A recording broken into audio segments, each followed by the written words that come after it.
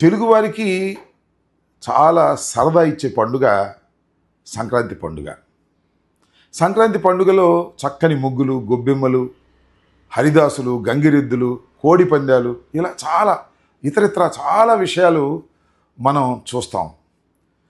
దేశంలో ఎక్కడున్నా మన గ్రామం వదిలిపెట్టి ఏ ఉద్యోగరీత్యానో దేశంలో ఏ ప్రాంతంలో ఉన్న హైదరాబాద్ కానీ, బెంగళూరు కానీ, మద్రాసు కానీ ఎక్కడున్నా సరే సంక్రాంతి పండగ మాత్రం వచ్చేయాల్సిందే.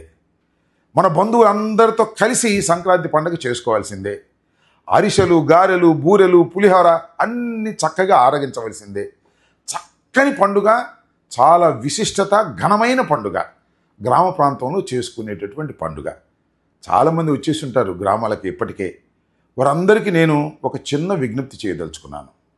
గ్రామ ప్రాంతాలు 5 సంవత్సరాల కాలంలో జగన్మోహన్ రెడ్డి గారి పరిపాలన చేసినప్పుడు ఎంత చక్కగా అభివృద్ధి చేశారో ఒకసారి చూడండి.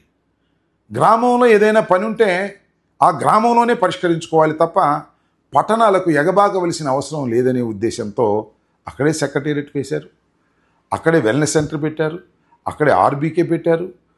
పాడుపడిపోయిన బళ్ళన్నింటినీ కూడా అద్భుతంగా బాగు చేసి పిల్లలకు సదుపాయం కల్పించారు.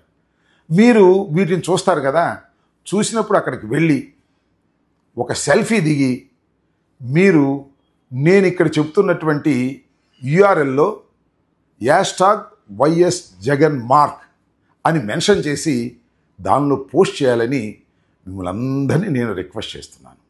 అర్థమైంది కదా? తప్పనిసరిగా పోస్ట్ చేయండి.